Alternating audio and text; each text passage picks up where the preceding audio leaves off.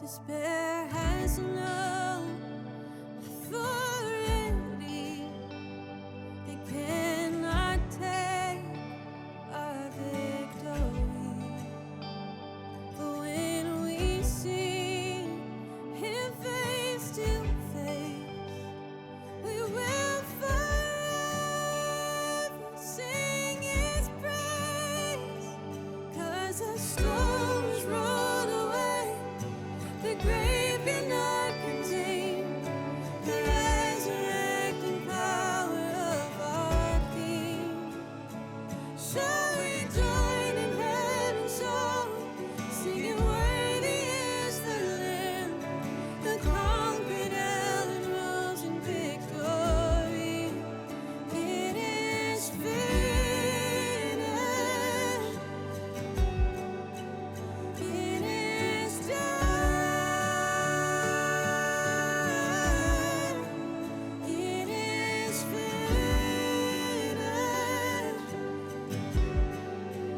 Hope is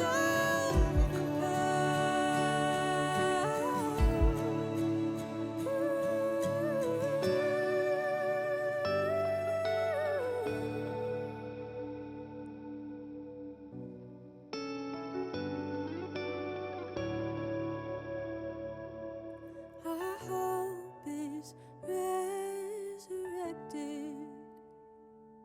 so we sing out hallelujah. Our hope is resurrected, so we sing out hallelujah.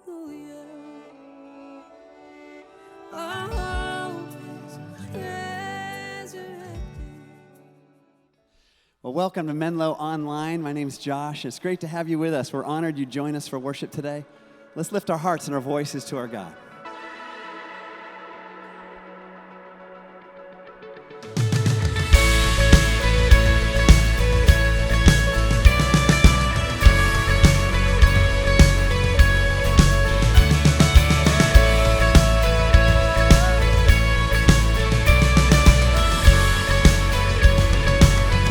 Come, let us worship. Oh, come, let us worship our King. Yeah, come, let us bow at His feet. He has done great things. See what our Savior has done. See how His love overcomes. He has done great things. He has done great things. Oh, hero of heaven, you conquered the grave. You free every captive and break every chain. Oh God, you have done great things.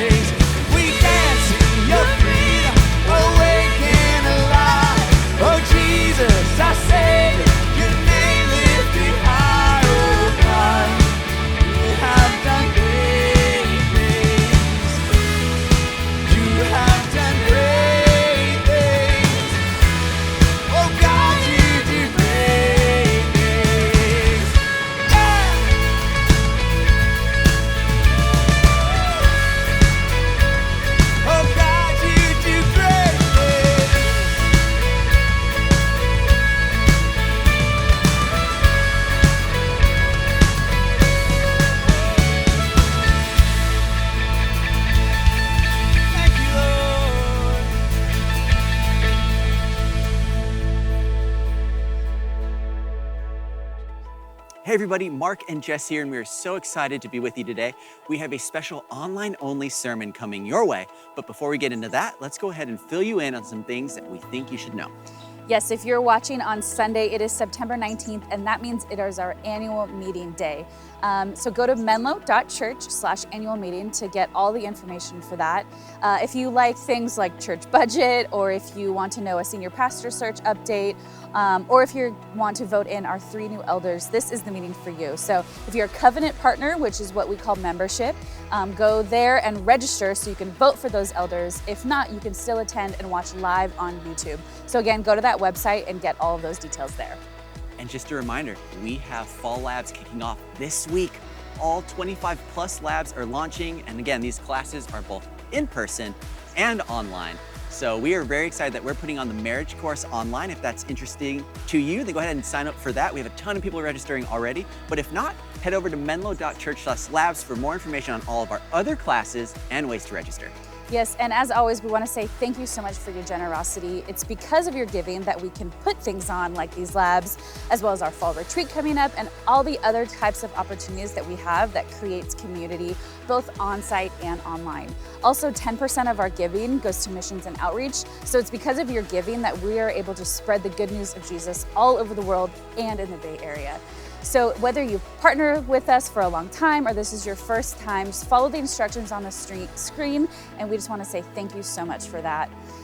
So I'm super excited for you guys today. My roommate, Sam Littlefield, is going to be preaching for you. She is the students director at our Menlo Park campus, and she's preached for them a bunch, as well as our young adult Sank ministry, and she's so talented. So check out week 2 of The Land Between. Hi, online campus. It is an honor to be with y'all today. My name is Samantha Littlefield, but my friends call me Sam, and I am the student director at our Menlo Park campus, which means that I get to work with middle school students and high school students on a weekly basis. It's really fun and a lot of energy, as you would expect. I'm excited to be sharing with you today in our Land Between series. Because I think that there's something just oddly unifying about wilderness seasons. Whether you are in a wilderness season now or you've been in a wilderness season before, the reality is we've all experienced them or will experience them at some point in our lives. And to start, I really just want to be honest with y'all. I have been in a bit of a wilderness season for the past 18 months. And if you're doing the math right now, yes, that does line up to about March of 2020.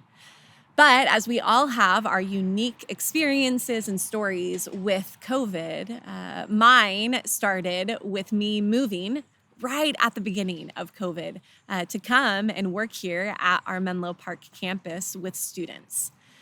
I was so excited for everything that was ahead and getting to make new friends and living in the Bay Area.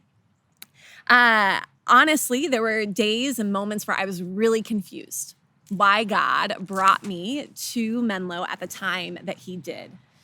Now, on a very practical level, all of my needs have been met in this past season.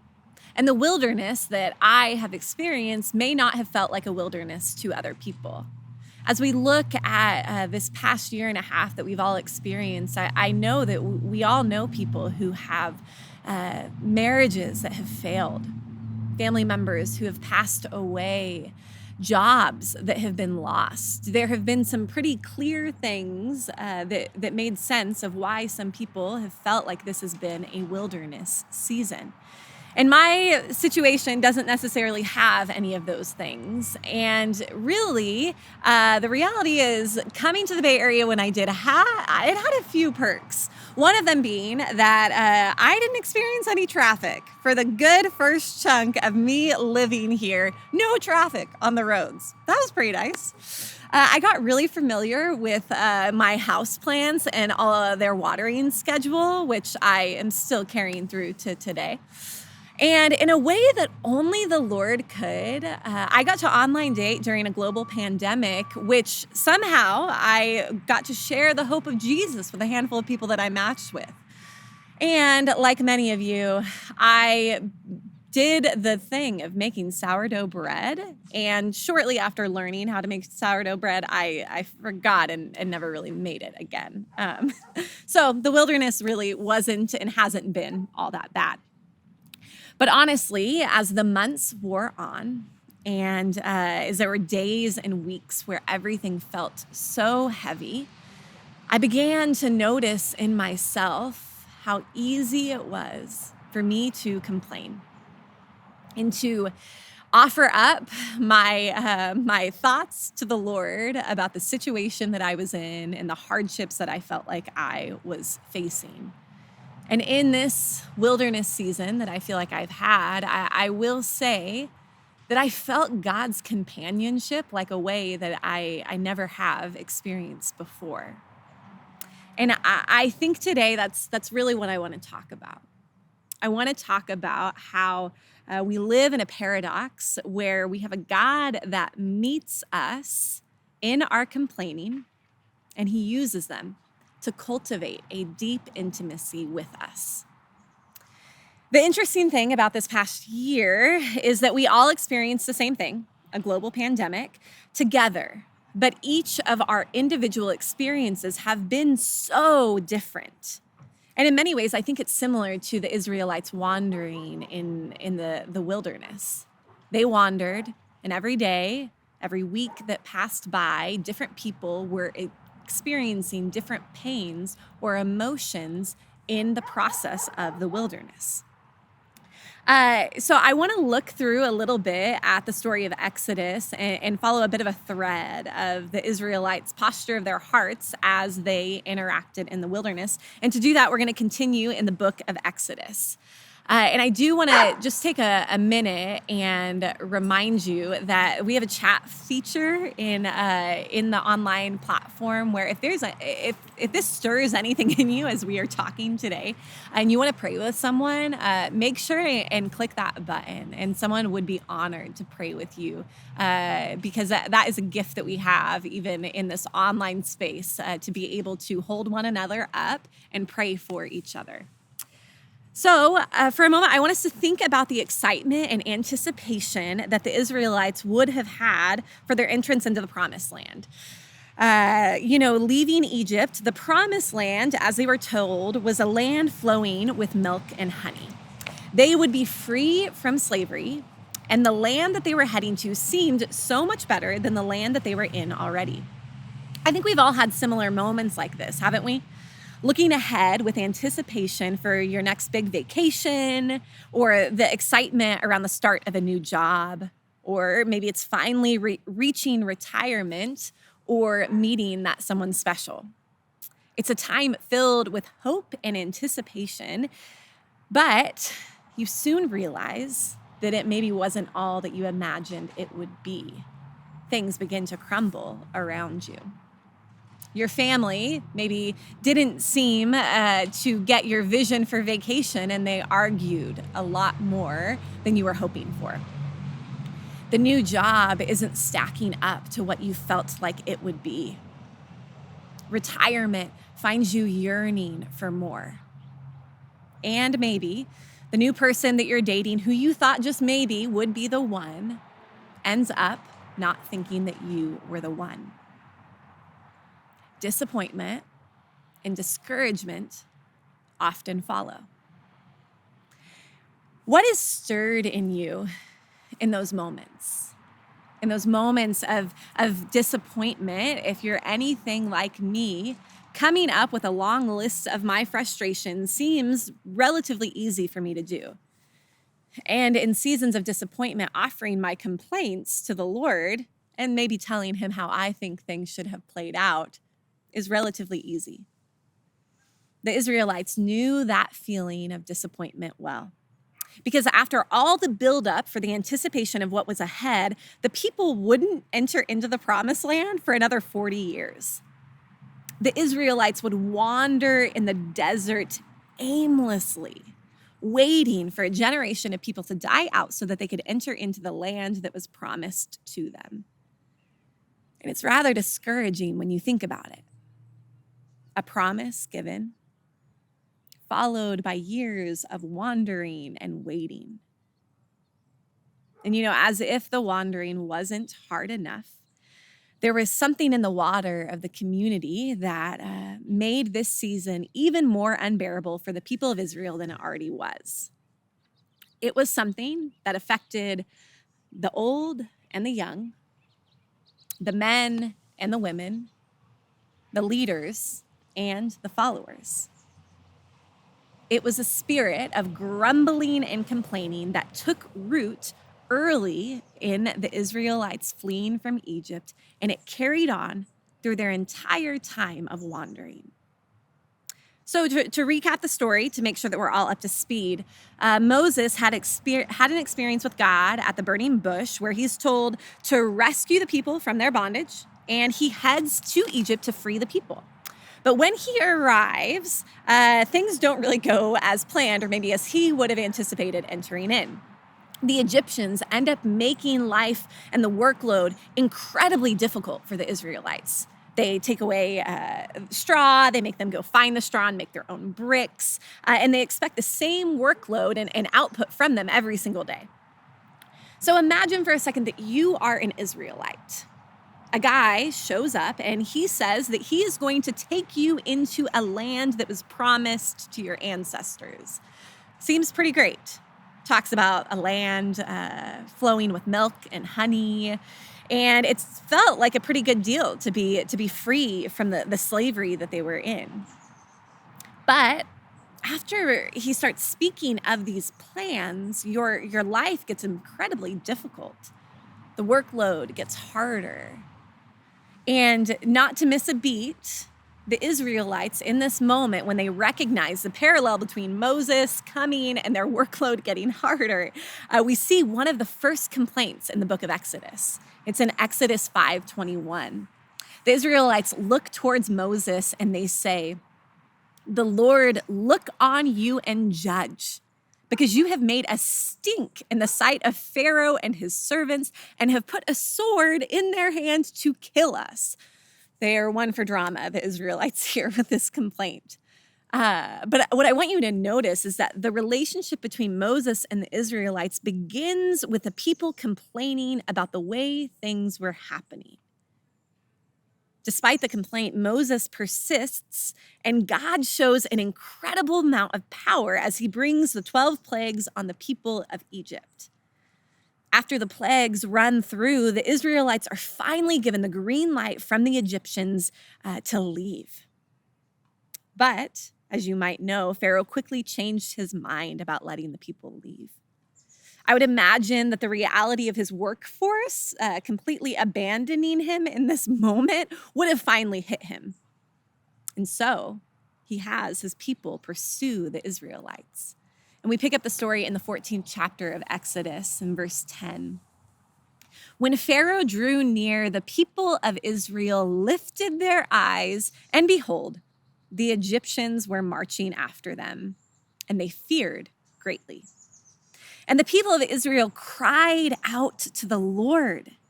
They said to Moses, "Is it because there are no graves in Egypt that you have taken us away to die in the wilderness? What have you done to us in bringing us out of Egypt? Is not this what we said to you in Egypt? Leave us alone, that we may serve the Egyptians. For it would have been better for us to serve the Egyptians than to die in the wilderness." The people had just seen God do wonders in Egypt. And the moment that they enter into a situation where fear is heightened, they immediately turn their eyes back to the familiar. And they doubt what God is calling them into. At least if they had died in Egypt, they would have been comfortable. It was better to be alive in slavery than face death in the wilderness, they say.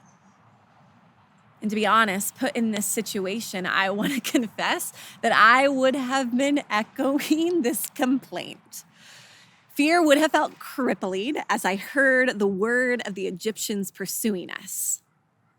But the interesting thing about the complaint that the Israelites offered was that it was a complaint soaked in fear. But it was met with God parting the Red Sea and the Israelites walking through on dry land. The Egyptians are swallowed up by the water, and Israel makes it safely across.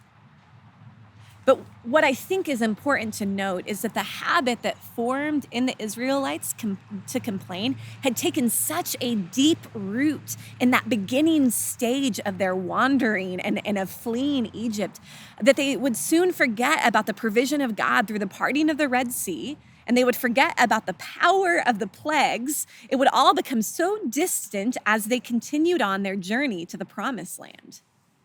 And to track with it for a moment, because we see this in Scripture, I want to look at a few of the complaints that followed shortly after God parted the Red Sea and rescued them from the hands of the Egyptians. First, when it appeared that they had no water to drink, in Exodus 15:24, we see that, and the people grumbled against Moses, saying, "What shall we drink?" When they grew hungry, in Exodus 16, verses 2-3, it said, and the whole congregation of the people of Israel grumbled against Moses and Aaron in the wilderness. And the people of Israel said to them, "Would that we had died by the hand of the Lord in the land of Egypt, when we sat by the meat pots and ate bread to the full, for you have brought us out into the wilderness to kill this whole assembly with hunger." And then again, when they thirsted, in Exodus 17:3. But the people thirsted there for water, and the people grumbled against Moses and said, "Why did you bring us out of Egypt? To kill us and our children and our livestock with thirst." You know, I think it's helpful to note that most of these complaints were super valid. You need food to eat, and you need water to drink. But the spirit of complaining had taken such a deep root inside the heart of the Israelites. And I'll admit, in my own life, it's really hard to take out the roots that have gotten deep inside of me, or to change habits that have built up. Now, this might not be something that you struggle with. You know, this could be an Israelite problem and just a me problem. I'm sure you never complain when you don't get what you want. And of course, I'm joking, because the reality of our world is it is so easy to complain. We've been conditioned in many ways to look at things with a really critical eye. In order for us to have a really, really good Yelp review, highly rated when we give all of our critiques about a restaurant that we went to, or social media giving us a little bit of that iron courage behind the keyboard as we offer our opinions freely. Or it feels like often on the right and the left, through media outlets, they make their money off of complaining about the other side. So, like the Israelites, I think it can be really easy for us to find things to complain about. But do you know what strikes me about the complaints, the ones I read earlier that the Israelites offered to the Lord? God's response, again and again, was to meet their needs. He satisfied their needs. He gave them water to drink. He freed them from the bondage that enslaved them, and he fed them. He provided for their needs for the entire time in the land between. And his response wasn't to withhold the very thing that they were asking for. Did you catch that?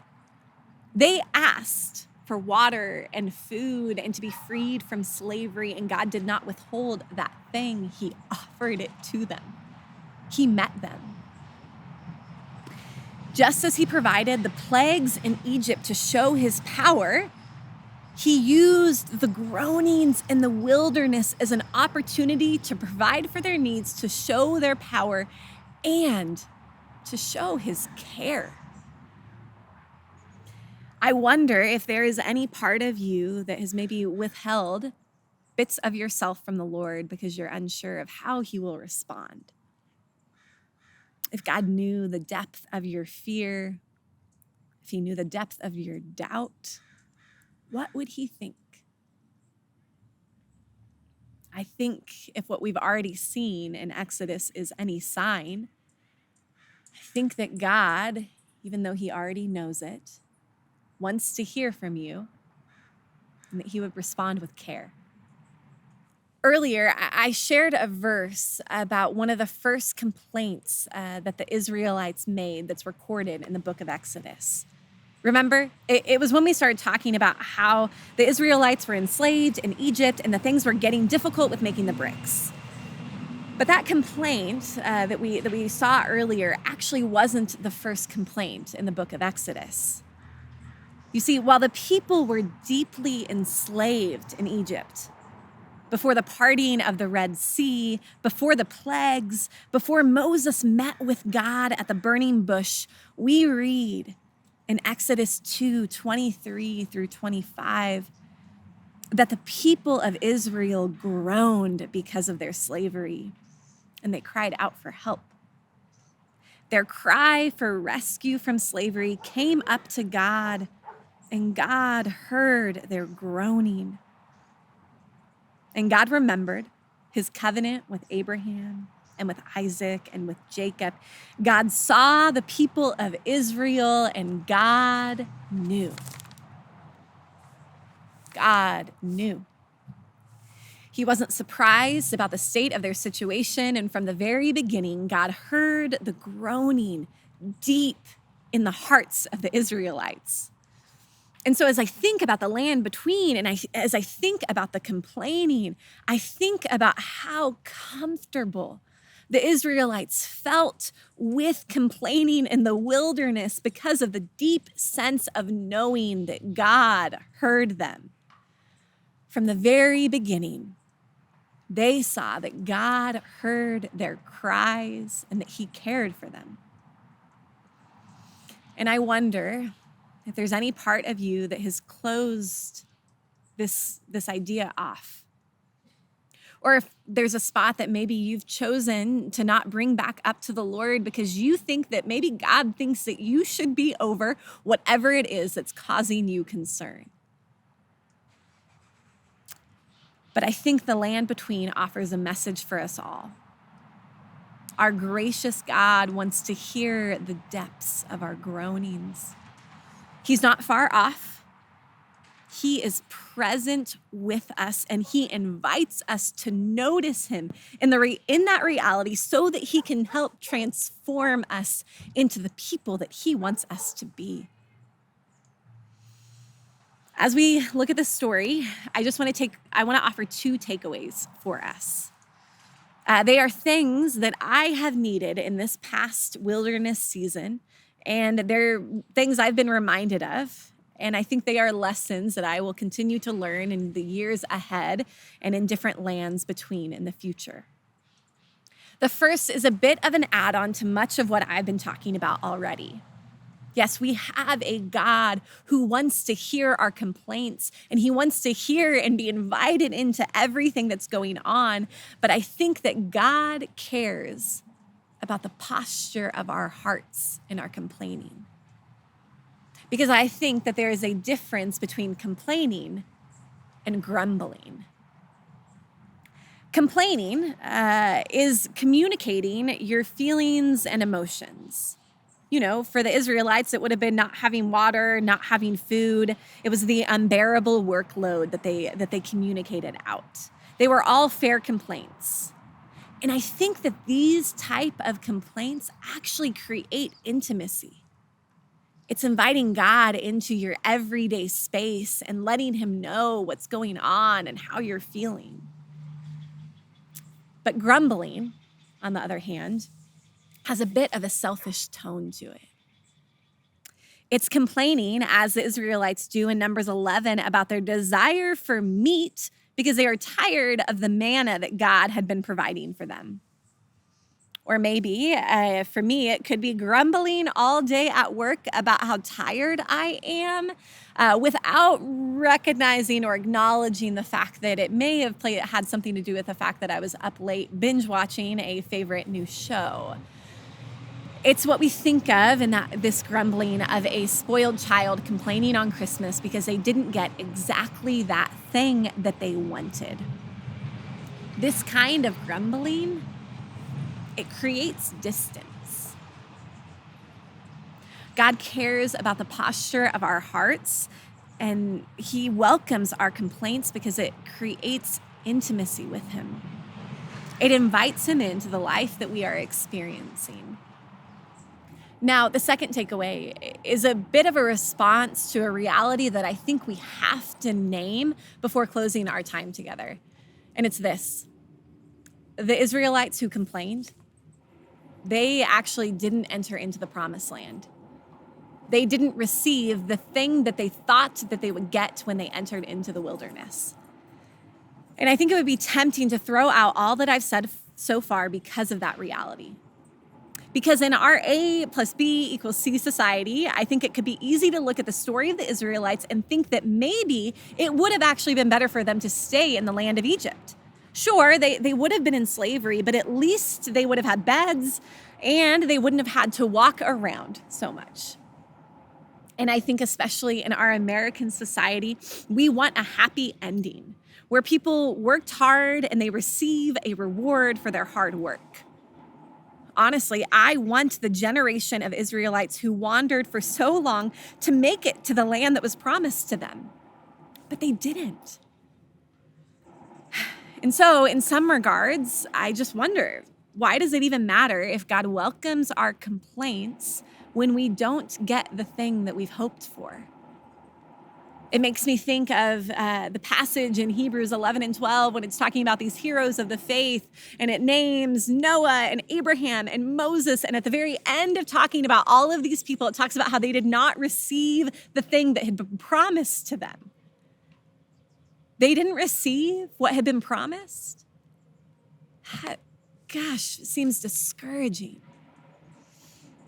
But as I have sat with this story for the past couple of weeks, you know what I realized? I realized that for the wanderers in the desert, sure, they didn't walk into the promised land, but they did walk with God through their entire time in the wilderness.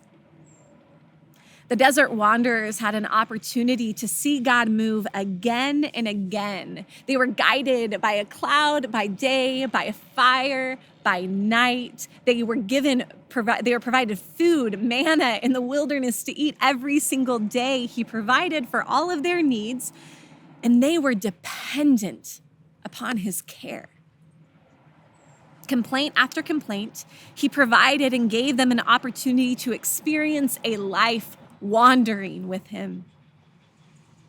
Their reward wasn't promised land for them in that moment, but their reward in the land between was deep provision of everything that they needed from a loving Father. And friend, this is the message I want you to hear today. Sometimes the reward is not the promised land that we had hoped for, but what we are gifted with is walking through life with God. He is with us in all of our wanderings, in all of our hard moments, everything we experience. He is going with us. God met the complaints of the Israelites with radical provision. And I think that he meets our complaints with radical provision too. Just sometimes it doesn't come in the way that we expected. He is a kind God who wanders with us. And even when we don't see him moving or working, we can hold confidently to the promises that he offers us. His guidance and presence is talked about in Isaiah 58:11, where it says, "The Lord will guide you continually and satisfy your needs in parched places and make your bones strong. And you shall be like a watered garden, like a spring of water whose waters never fail." God loves us too much to let us stay in the place of our complaints. He'll guide us just as he guided the wandering Israelites through different opportunities and invitations to turn to God. So this week, my invitation to you is to turn your gaze to God and allow him to come into your heart in some way this week. Friend, it is good news that our God hears our complaints. He hears our groanings, and we can hold to the hope that no matter what land between we are in, he is going with us. Thanks be to God. Let me pray. Gracious God, we are grateful for the truths and the reality of your nearness to us in wandering seasons. And God, I pray as I even just think about my own heart and a tendency to turn my complaints into grumbles. God, would you meet me in that this week? Help me with the posture of my own heart. Help me be honest with you about the things that I'm going through. But God, help me also remember that you are with me. Help me remember that this week. Help my friends who are watching along today remember that. God, would you go before us? Would you remind us that you're going before us, that you are going with us, and draw us into deeper waters with you? Amen.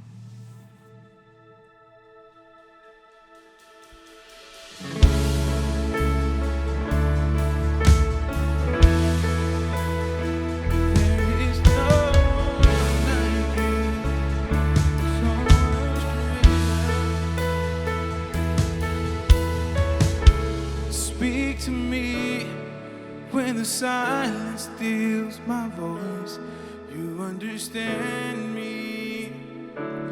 You understand me.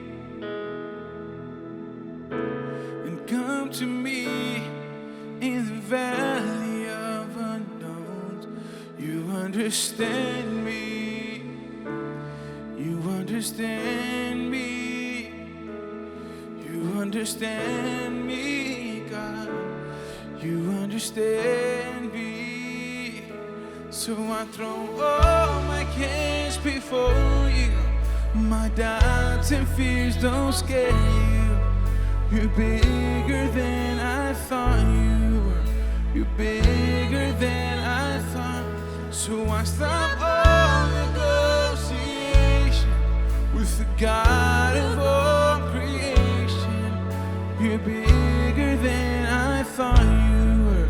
You're bigger than I thought you were. Oh, oh,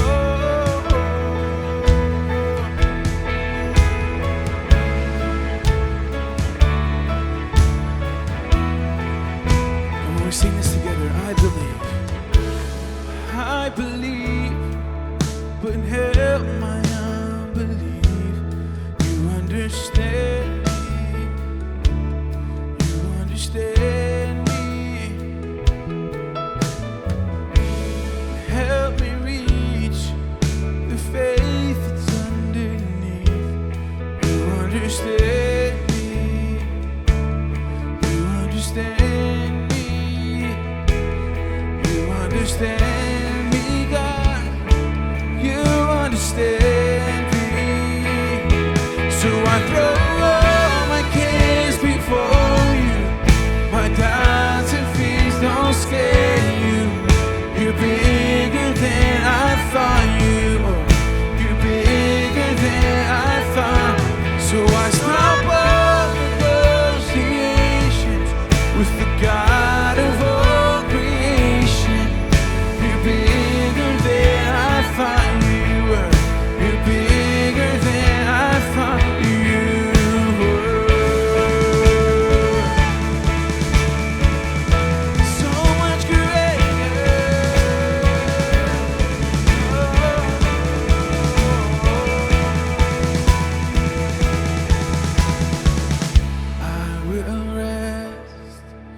in the Father's hands. Leave the rest in the Father's hands. I will rest in the Father's hands. Leave the rest in the Father's hands. I will rest in the Father's hands. I will leave the rest in the Father's hands. I will trust in love. I will rest in the Father's hands. Oh, leave the rest in the Father's hands. So I throw all my cares before you. My doubts and fears don't scare you. You're bigger than I thought you were. You're bigger than I thought.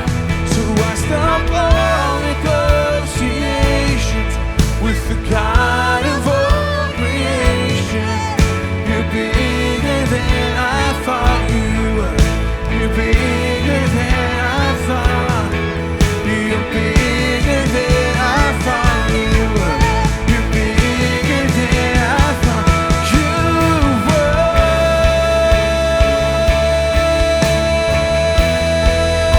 So much greater.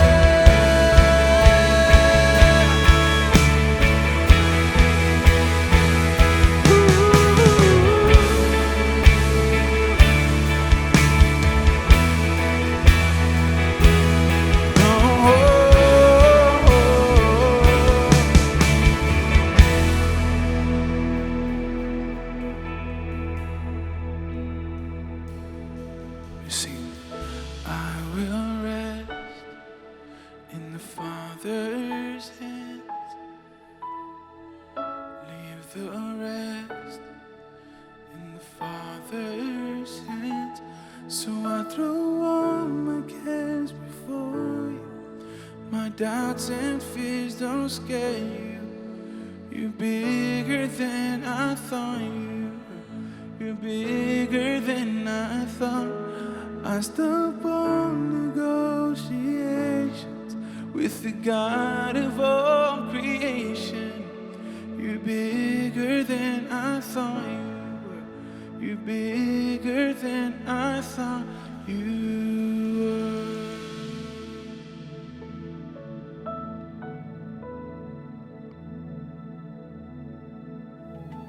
Well, we hope that you enjoyed this message, and I especially love Sam's prayer at the end. That's something I'm going to be thinking about this week.